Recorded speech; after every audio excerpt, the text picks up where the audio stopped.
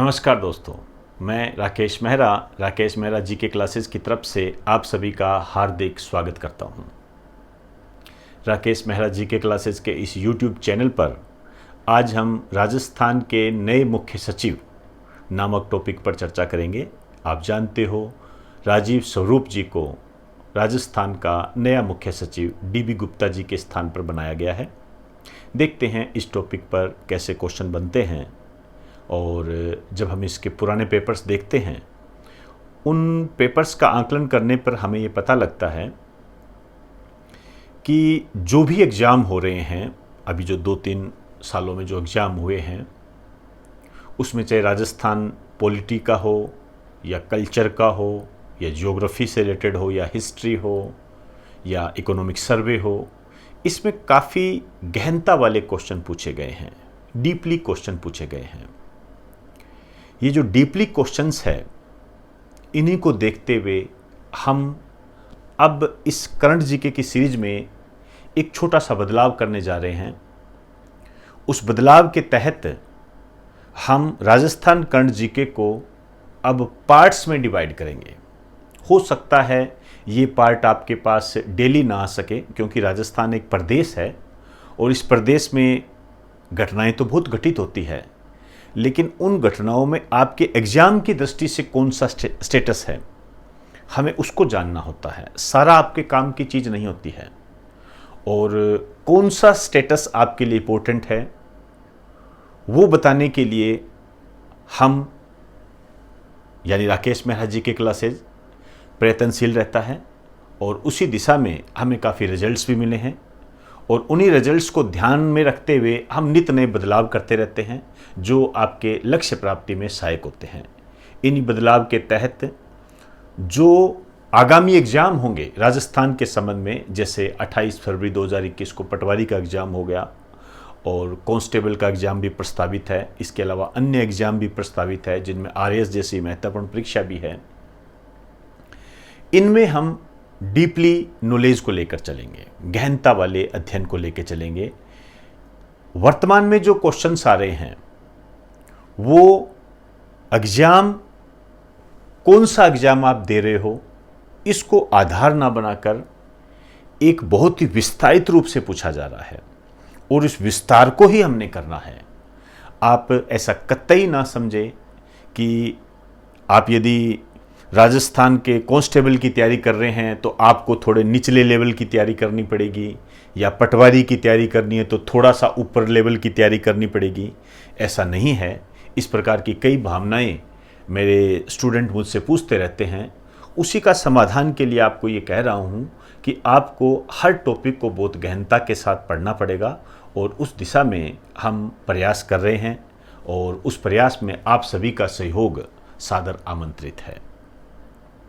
तो दोस्तों, इन शब्दों के बाद अब मैं मुख्य सचिव पर किस टाइप के क्वेश्चन बन सकते हैं उसी को आधार बनाकर मैं आपके सामने पेश करने जा रहा हूं। और ये वीडियो आपको कितना पसंद आता है, आप इसको कितना लाइक करते हो, ये आप पर डिपेंड करता है।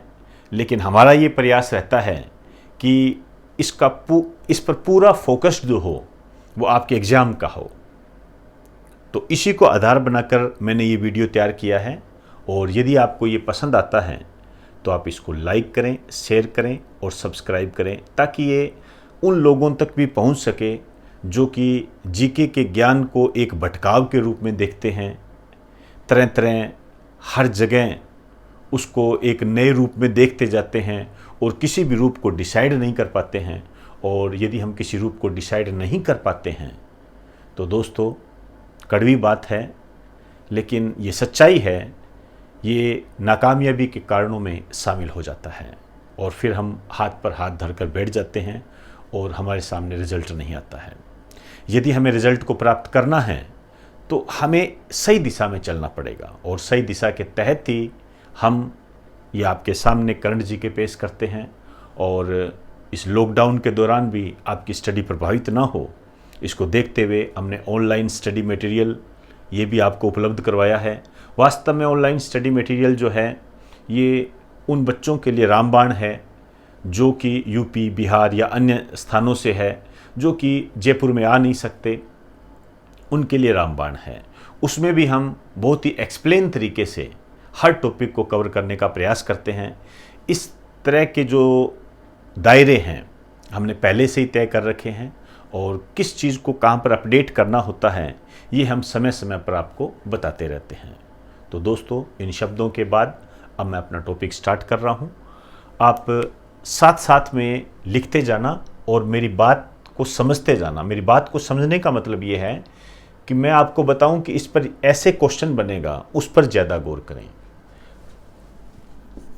राजस्थान के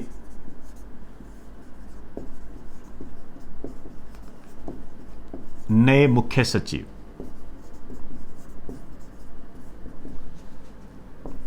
ये है राजीव स्वरूप। ये जो राजीव स्वरूप है, लिखिए, इन्होंने डीबी गुप्ता का स्थान लिया है।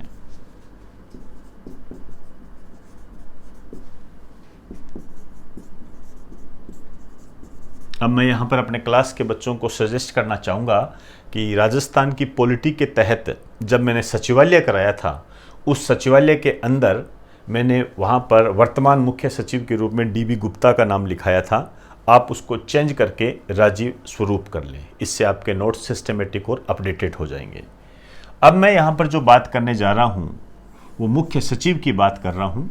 चीफ सेक्रेटरी बोलते हैं इसको, CS के रूप में जाना जाता है इसको। आइए कैसे क्वेश्चन बन सकते हैं, ध्यान से समझना।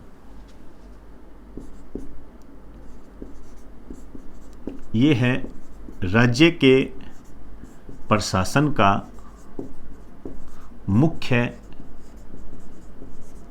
समन्वयक। मुख्य समन्वयक, मेन कोऑर्डिनेटर। समन्वयक को बोलते हैं कोऑर्डिनेटर। राज्य के एडमिनिस्ट्रेशन से संबंधित जो मेन कोऑर्डिनेटर होता है उसे हम मुख्य सचिव कहते हैं। दूसरे शब्दों में आप ये भी कह सकते हो कि ये राज्य का पहला प्रशासनिक अधिकारी होता है।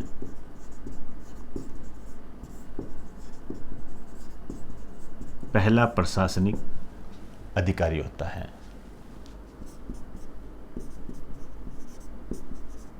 राज्य के प्रशासन का राज्य के प्रशासन के लिए उत्तरदायी होता है। ये राज्य का जो भी एडमिनिस्ट्रेशन है, स्टेट एडमिनिस्ट्रेशन जो होता है, उसके लिए पूर्ण रूप से यही रिस्पॉन्सिबल होता है। सीएम का मुख्य सलाहकार होता है, मुख्यमंत्री का चीफ एडवाइजर, मुख्य सलाहकार होता है ये। क्लियर? अब देखिए, इसको कई अन्य नामों से भी जाना जाता है। आप इसको निक नेम के रूप में भी कह सकते हो। एक तो इनको कहते हैं सचिवों का सचिव। आप इसको ये भी कह सकते हो सचिवों का मुखिया।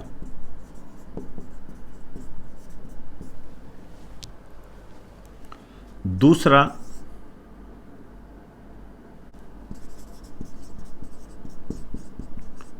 अवशिष्ट वसीयतदार भी कहते हैं। यह आपके लिए नया शब्द हो सकता है, ये इंपॉर्टेंट है, ध्यान रखना। अवशिष्ट वसीयतदार के रूप में किसे जाना जाता है?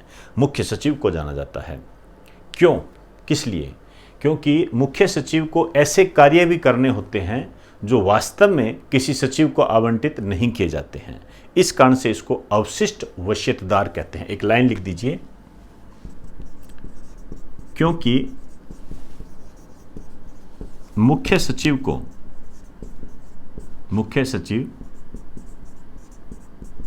ऐसे कार्य भी करता है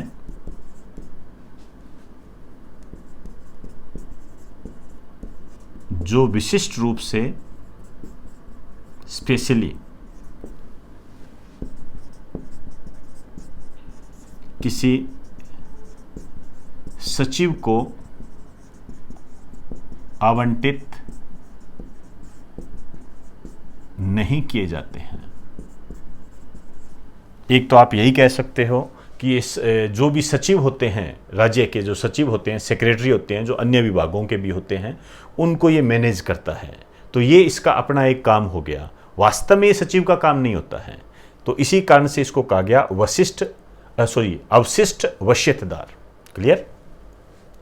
अब देखिए इसकी योग्यता क्या होती है। इसकी योग्यता होती है, ये आईएएस अधिकारी होता है और इसकी नियुक्ति जो है, अब आप देखिए, आप नियुक्ति में जब देखोगे तो अखबार जब आप पढ़ोगे तो आपने ऊपरी एक लाइन पढ़ोगे, सरकार ने आधी रात को ही नया बदलाव किया, प्रशासनिक सर्जरी सरकार ने किया। मतलब इनकी जो नियुक्ति करता है राज्य सरकार करती है।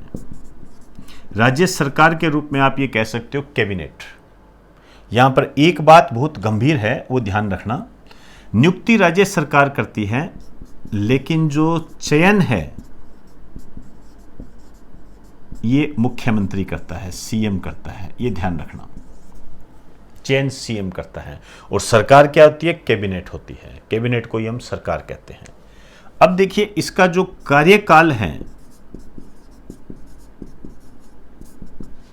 ये अनिश्चित होता है, ध्यान रखें, ये अनिश्चित होता है इसका कार्यकाल, निश्चित नहीं होता है। हालांकि 2 वर्ष को इसका आधार बना दिया जाता है, लेकिन वास्तव में ये बात कहीं लिखी नहीं हुई है। तो इसका कार्यकाल अनिश्चित ही होता है। यदि आपके एग्जाम में आ जाए तो इसका कार्यकाल अनिश्चित आपको करना होगा। लेकिन यहाँ थोड़ा सा ध्यान रखें, एक नोट डाल के लिखिए,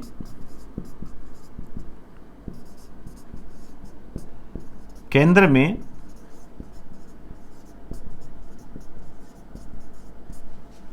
मुख्य सचिव की नियुक्ति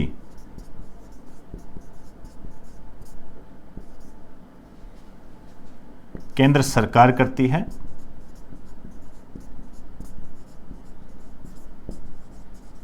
भी राज्य में कौन करता है, राज्य सरकार। सेंटर में कौन करेगा, सेंट्रल गवर्नमेंट। लेकिन इनका कार्यकाल 2 वर्ष होता है, बस ये अंतर है।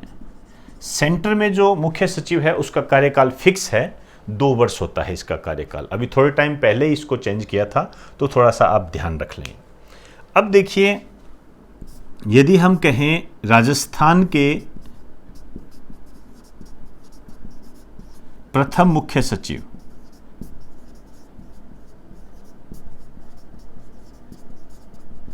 ये थे के राधाकृष्णन, ध्यान रखें,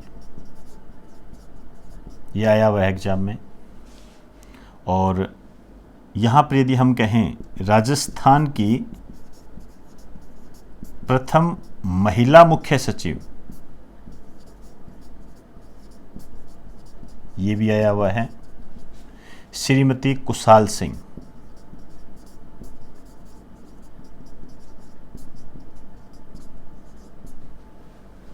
अब देखिए, यदि हम सचिव के काम की बात करें, कार्य की बात करें, एक तो सचिवों का सचिव है तो आधे काम तो देखिए यही हो गए, क्लियर। लेकिन इसके अलावा ये और भी काम करता है, जैसे सभी विभागों की फाइलें इसके पास आती है। देखिए, जितने भी डिपार्टमेंट होते हैं सबकी फाइलें इनके पास आती है। और तो और कैबिनेट के पास जो भी फाइल जाएगी इसी के माध्यम से जाएगी। दूसरा लिख दीजिए, कैबिनेट मतलब सरकार के पास जाने वाली सभी फाइलें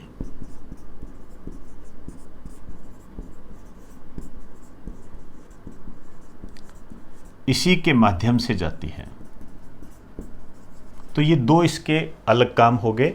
और वैसे तो देखिए अपने आप में ये भी एक काम है, सीएम का मुख्य सलाहकार, ये भी अपने आप में एक महत्वपूर्ण काम है। तो एक बार आप इसे इसको उतार लीजिए और इसमें ये ध्यान रखना, थोड़ा सा मैं बताना चाहूँगा, ये मोस्ट इम्पोर्टेंट है और ये इम्पोर्टेंट है। कार्यकाल की दृष्टि अपने आप में महत्वपूर्ण बन जाती है, क्योंकि सेंटर में फिक्स हो चुका है जबकि स्टेट में फिक्स नहीं है। तीसरी बात ये है।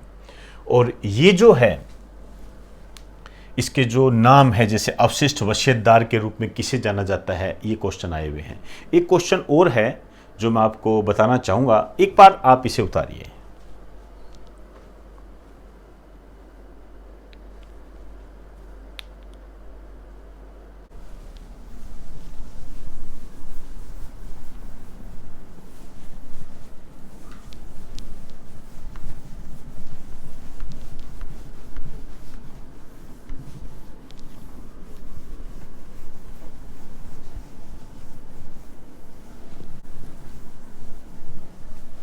मुख्य सचिव में एक बात और लिखिए,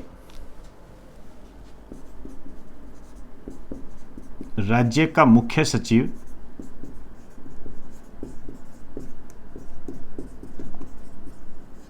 दो विभागों में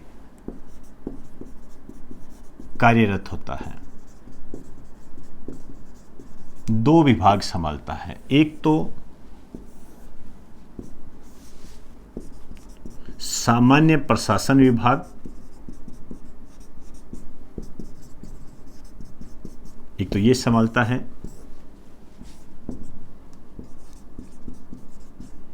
एक मंत्रिमंडलीय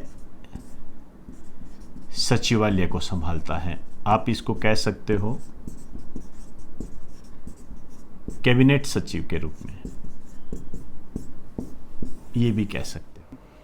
अब एक क्वेश्चन लिखिए जो कि सेकंड ग्रेड में आया हुआ है। इससे आपको ये पता लगेगा कि वर्तमान में एग्जाम की डिमांड क्या है। अभी जो मैंने आपको बातें बताई थी उसके प्रूफ के रूप में ही आपको ये क्वेश्चन करवा रहा हूं मैं। लिखिए, राज्य का मुख्य सचिव कार्य करता है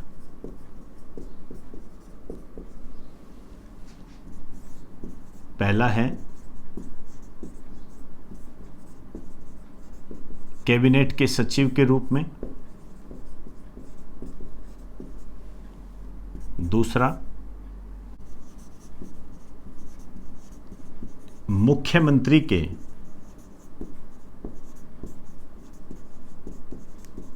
मुख्य सलाहकार के रूप में,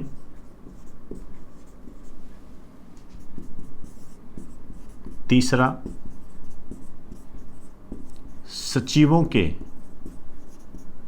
मुखिया के रूप में,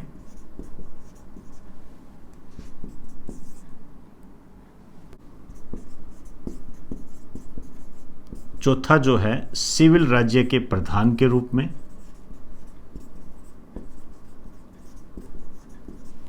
और पांचवा है राज्य के प्रधान के रूप में। और इसमें जो ऑप्शन दे रखे हैं वो है 1, 2, 4, 5 और बी ऑप्शन है 1, 2, 3, 4।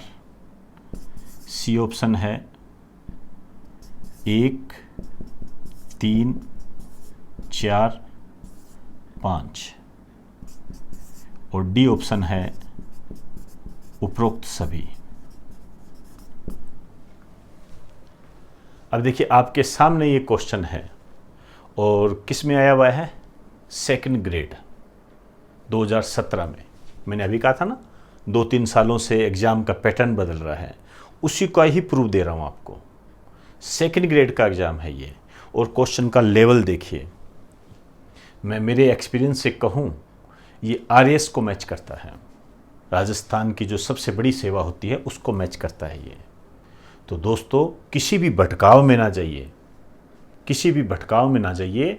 आपको कोई भी टॉपिक है वो बहुत ही गंभीरता के साथ करना पड़ेगा, तभी आप एग्ज़ाम क्लियर कर सकते हो। नहीं तो मुझे ये संदेह है एग्ज़ाम को क्लियर करने में। ये कड़वी बात है दोस्तों, लेकिन ये सच्चाई है। और सही मायने में जो सच्चाई को बयान कर दे, हमारे सामने जो सच्चाई रख दे, रियलिटी यही होती है। आपको हर तथ्य को, हर फैक्ट को, एक टॉपिक को बहुत ही गंभीरता के साथ करना है। अब इसकी गंभीर बात आपको ये नॉर्मल लग रहा होगा, लेकिन ठीक है, आपने ये पढ़ लिया तो कुछ बच्चे इसका जवाब भी दे देंगे। एक बार आप सोच लीजिए, आपने मुख्य सचिव के बारे में नहीं पढ़ा था या अधकचा पढ़ा था, तो इस क्वेश्चन को सोल्व करके दिखाओ। थोड़ा बहुत आपने पढ़ा, मैंने जो बताया उसको छोड़िए, आप उसको छोड़िए, इससे पहले जो आपने पढ़ा हुआ है उसके आधार पर इस क्वेश्चन को करके देखिए। तब आपको ये पता लगेगा कि वास्तव में कंपटीशन के इस युग में नई प्रेरणा है क्या, नया सिस्टम क्या चल रहा है। और इस वीडियो में मुख्य सचिव को पढ़ाने के साथ साथ मेरा उद्देश्य आपको ये जो गहन अध्ययन है इसके बारे में मोटिवेट करना भी है। क्योंकि दोस्तों, मेरी बात को अन्यथा लेना हो तो आप ले सकते हो, क्योंकि ये मेरे विचार हैं और विचारों को कोई माने या न माने इसकी कोई बाध्यता नहीं होती है। लेकिन मेरे साथ बहुत सारे लोग जुड़े होते हैं, स्टूडेंट जुड़े होते हैं। मैं ये तो नहीं कहता कि हर स्टूडेंट मेरी बात को मानेगा या फॉलो करेगा, ऐसा हो भी नहीं सकता और ऐसा ज़रूरी भी नहीं है। सभी के अपने अपने विचार होते हैं, सभी के विचारों का मैं सम्मान करता हूँ। मुझे किसी से कोई गिला शिकवा नहीं है, मैं सम्मान करता हूँ, इसमें कोई हैरत की बात नहीं है। लेकिन मैं यहाँ जो भी बात आपको कह रहा हूँ विद तर्क के साथ कह रहा हूँ, तर्क युक्त बात कह रहा हूँ, ताकि आपके सामने ये पिक्चर क्लियर हो जाए। हमारा जो ऑनलाइन स्टडी मटेरियल है या जो ऑफलाइन जो हम पढ़ाते हैं या ऑनलाइन क्लासें हमारी जो भी चलती है, उसमें इसी को ही आधार बनाया गया है, इसी को ही आधार बनाया गया है। और आपको जो मैं ये कई बार कहता हूँ कि इसको शेयर करें, सब्सक्राइब करें, लाइक करें।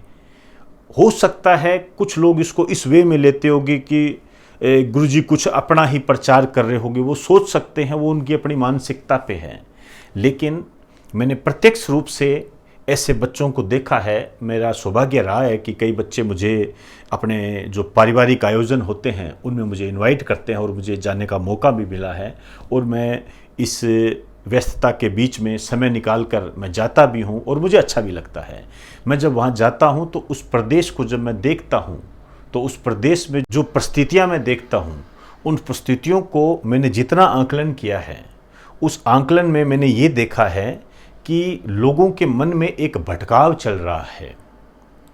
कई लोग इस जीके को इस दृष्टि से देखते हैं कि रट लो, ये किताब पढ़ लो, इसमें हो जाएगा, या एक ट्रिक चलती है कई बार, ट्रिक की, ये ट्रिक करा लो, इस ट्रिक से ये याद हो जाएगा। दोस्तों, कुछ हद तक तो ये सही मान सकता हूं मैं, लेकिन पूर्ण रूप से कामयाबी का चक्र बना दें, इसकी इजाज़त मैं नहीं दूंगा जी। ये मेरे दायरे से बाहर है और इसको मैं अस्वीकार करता हूँ। कामयाबी के कारणों में शामिल नहीं होता है ये। आपको बहुत ही गंभीरता से समझना पड़ेगा। वहाँ जो मैं परिस्थितियाँ देखता हूँ, उन परिस्थितियों में मैंने देखा है छोटी छोटी झोंपड़ियों में रहते हैं, झुग्गी झोंपड़ियों में रहते हैं, खाना पीना एक सीमित संसाधन है, उसमें जीते हैं और उनके लिए छोटी सी भी गवर्नमेंट जॉब अपने आप में एक जीवन जीने का एक तरीका होती है, बहुत महत्वपूर्ण होती है। इसलिए मैं आपको कई बार कहता हूँ कि आप इसको शेयर करें, ताकि वहाँ जो भटकाव चल रहा है कम से कम वो उस भटकाव को महसूस ना करें, उस भटकाव से वो दूर जाएं। क्योंकि वो जो स्थितियाँ मैंने देखी है उसमें पहली बात तो फीस देने की समर्थता होती ही नहीं है। वो किसी भी तरीके से फीस का अरेंजमेंट करके ज्ञान हासिल करते हैं, लेकिन यदि उसी फीस में उन्हें एक गलत वे मिल जाए, गलत डायरेक्शन मिल जाए, तो दूसरी बार फीस जमाना उनके लिए इम्पॉसिबल होता है। तो उसी धारणा को रखते हुए आपके जो भाई बंधु हैं, जो आपके दोस्त हैं, आप जानते हो इन राजस्थान के पूर्वी क्षेत्र, इनका पश्चिमी क्षेत्र, इनका मैंने अध्ययन किया है। यहाँ पर ये स्थितियाँ काफ़ी देखने को मिलती हैं। तो उसी को आधार बनाकर ही मैंने आपको अपनी बात कही है और कुछ वक्त मैंने आपका लिया है। ये सिर्फ आपको एक सही दिशा देने के लिए है, सही दिशा देने के लिए है, और इसका कोई प्रयोजन नहीं है। आपको यदि लगता है कि मेरी इस बात से आपका कोई समय ख़राब हुआ है या आपका कहते हैं इंग्लिश में बोलते हैं टाइम वेस्ट हुआ है, तो इसको बिल्कुल नकार दीजिए, सिरे से निकाल दीजिए, सिरे से बिल्कुल निकाल दीजिए, और इसके लिए मैं क्षमा भी मांग लूँगा आपसे।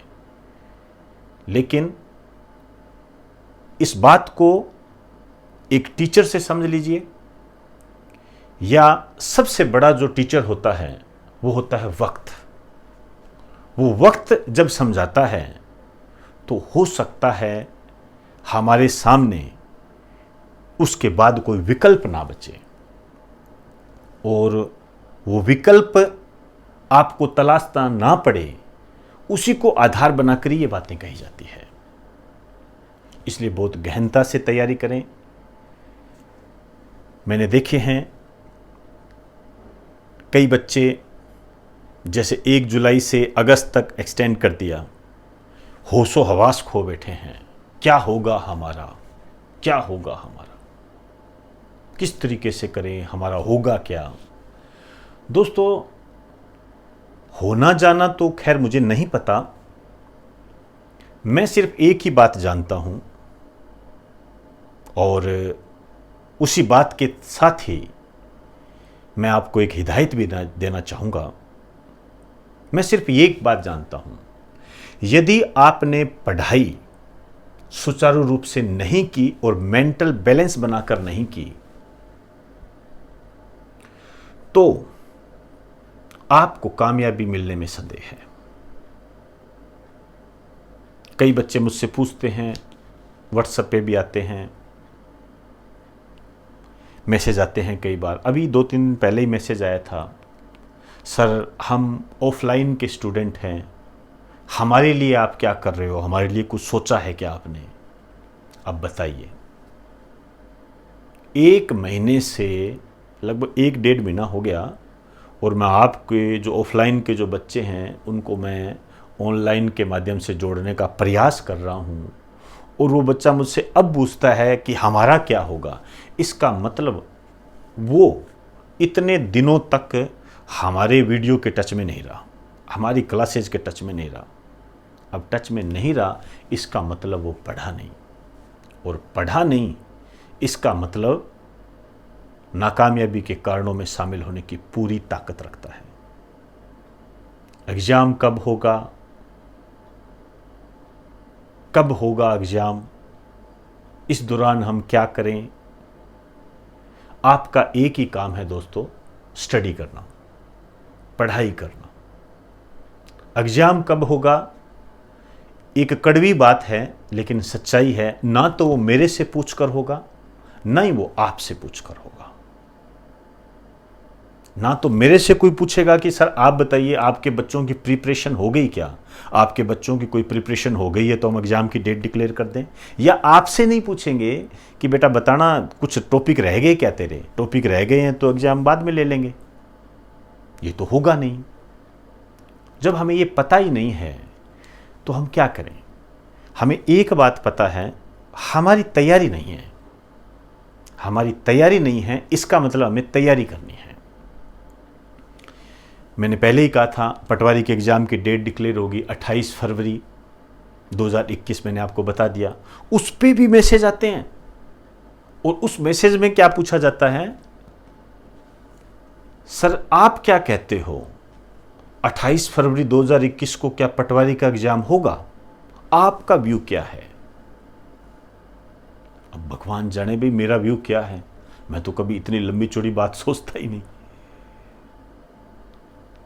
दोस्तों, जब गवर्नमेंट ने कहा 28 फरवरी 2021 को, आपको तो तैयारी इस तरीके से करनी है कि आपका एग्ज़ाम अगले दिन है, और इस वे से तैयारी करोगे तभी एग्ज़ाम क्लियर होगा। एक मौका मान लीजिए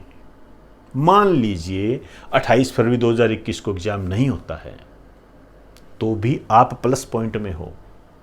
आप अपनी तैयारी की गंभीरता को और आगे बढ़ा सकते हो, रिवाइज कर सकते हो। और याद रखना, ये मेरा एक्सपीरियंस है, रिवाइज कामयाबी के कारणों में सबसे ऊपर होता है, सबसे ऊपर होता है।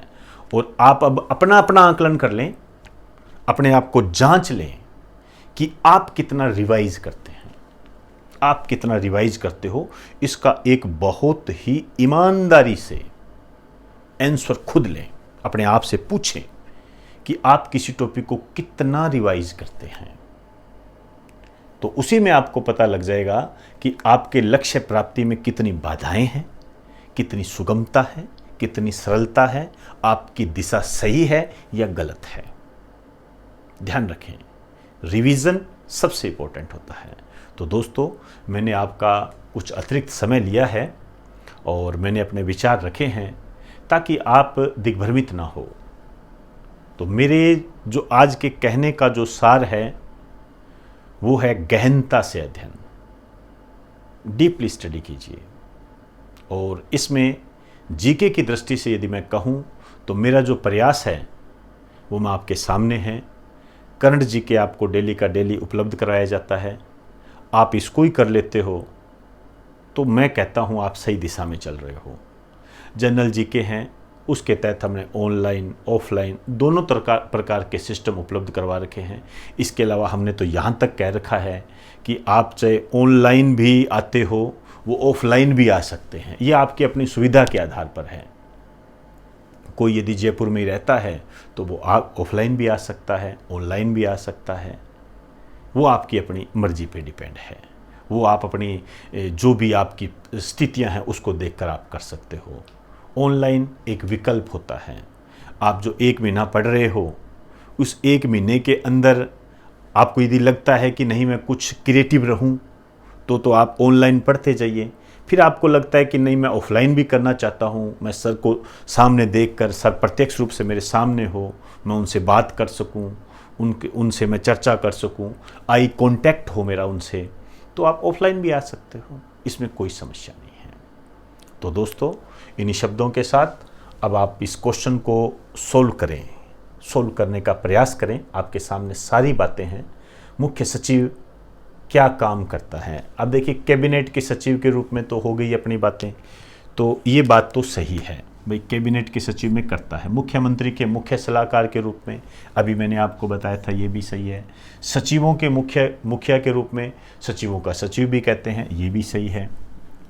2 बातें हैं, सिविल राज्य के प्रधान के रूप में और राज्य के प्रधान के रूप में। यहां आपका सिस्टम गड़बड़ाएगा। तो इन दोनों लाइनों को आप ध्यान से समझिए। देखिए, सिविल क्या होता है? कहते हैं ना, मैं सिविल सर्विसेज की तैयारी कर रहा हूं, प्रशासनिक सेवा की तैयारी कर रहा हूं। तो प्रशासन से संबंधित जो राज्य है, राज्य में जो प्रशासन से संबंधित जो गतिविधियां होती है, उसके प्रधान के रूप में ये हम कर भी चुके हैं। राज्य का सर्वोच्च प्रशासनिक अधिकारी होता है। अब देखिए, ये आ गया राज्य के प्रधान के रूप में। दोस्तों, राज्य का प्रधान तो राज्यपाल होता है, मुख्य सचिव नहीं होता है। क्लियर? तो इसमें ये सही नहीं होगा, ये तो सही होगा। तो अब आप इसमें से ऑप्शन देख लीजिए। इसका सही ऑप्शन जो होगा वो होगा बी। इस टाइप से आपने हर क्वेश्चन को सोल्व करना है, इस टाइप से। और इसमें मेरा प्रयास हमेशा जारी रहेगा।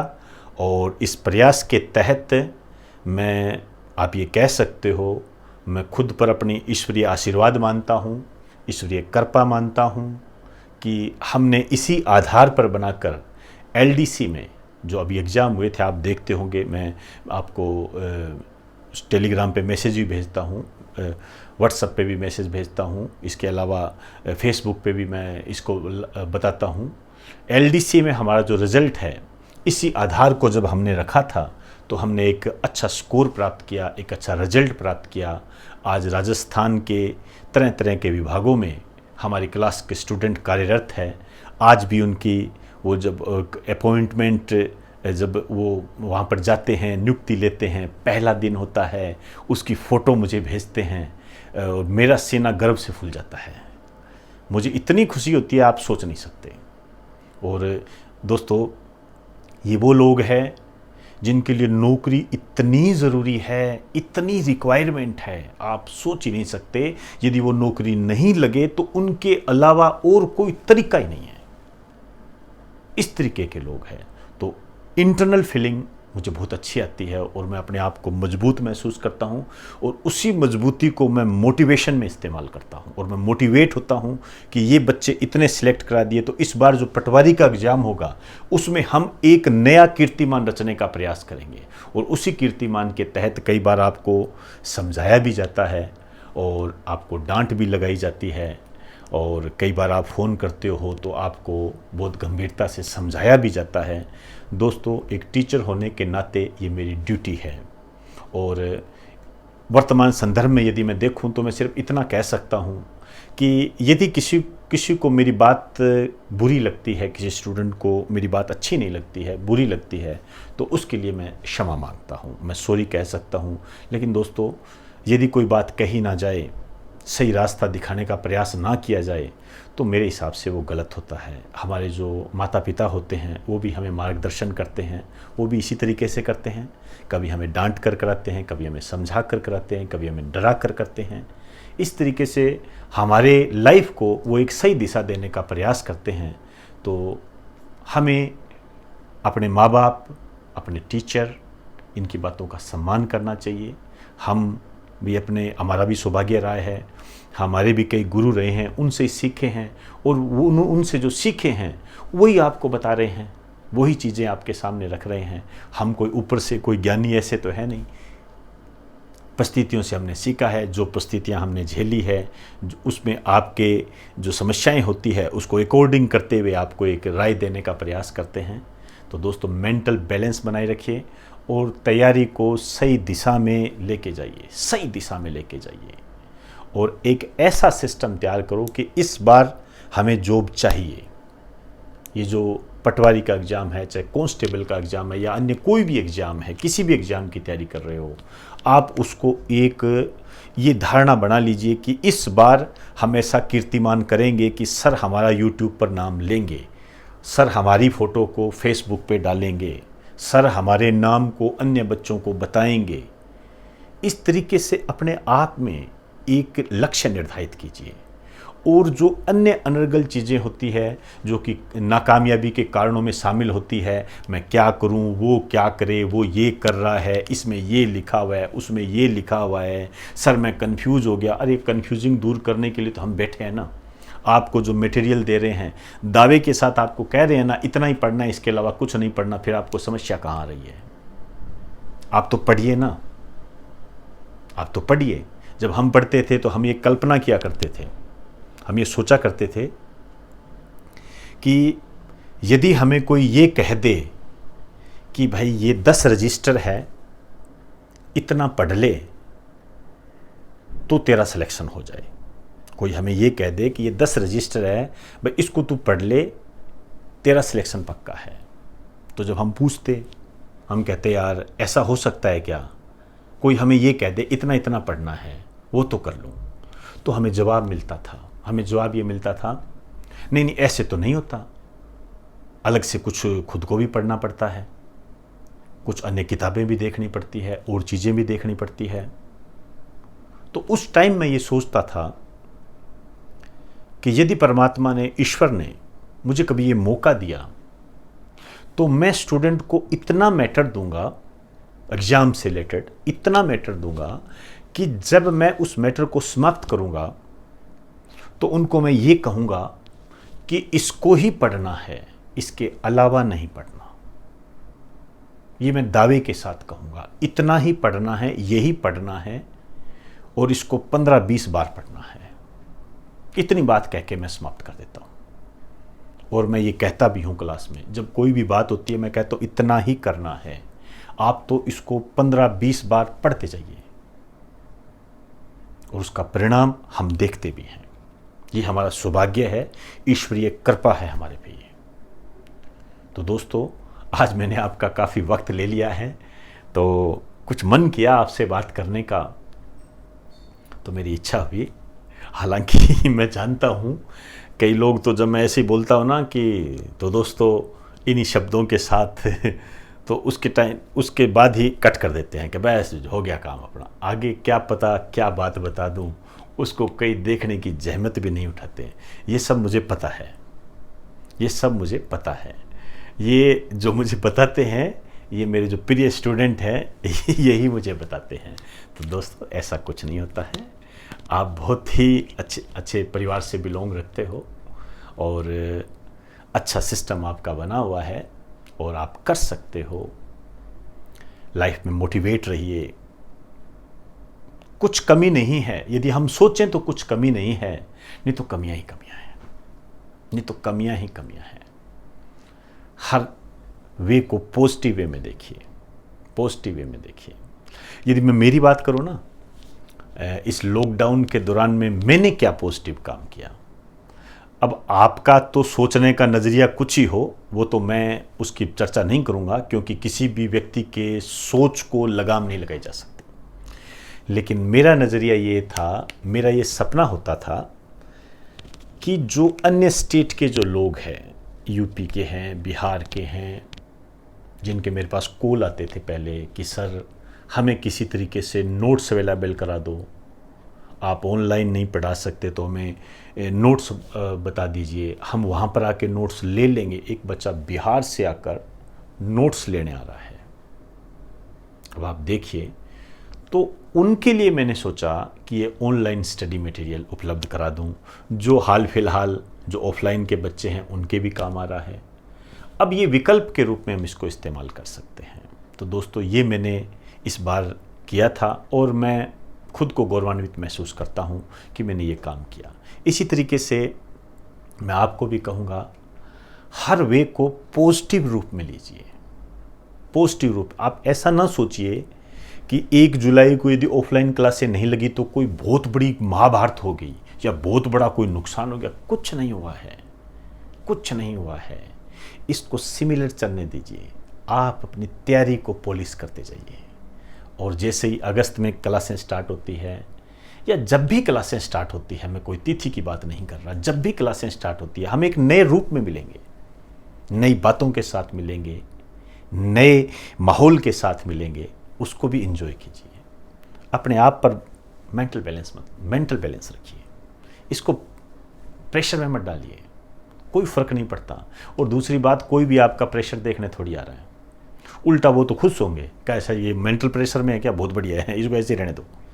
क्योंकि आप जानते हो वर्तमान में जो लोग हैं वो इतने दुखी है, यदि आप कामयाब हो गए तो खुश होने वालों की लिस्ट कम होगी और आपकी कामयाबी से दुखी होने वालों की लिस्ट लंबी होगी। ये मैं प्रत्यक्ष बता रहा हूँ आपको, ये मैंने अपने निजी लाइफ में भी देखा है।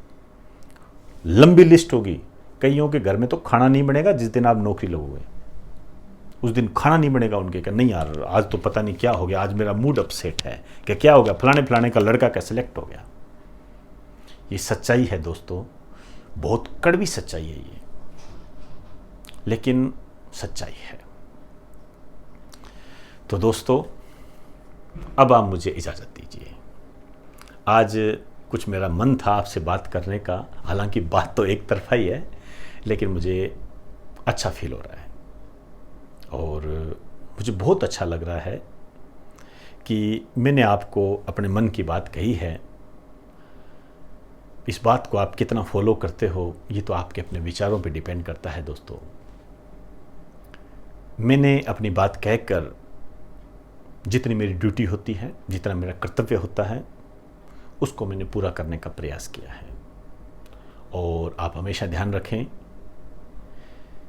राकेश मेहरा जी के क्लासेस ये आपके साथ हमेशा हैं और इसका 100% आपके लक्ष्य प्राप्ति में है और आपके लक्ष्य को प्राप्त कराने में हमारा एक थोड़ा सा भी योगदान हो जाए तो हम इसको सौभाग्यशाली समझेंगे।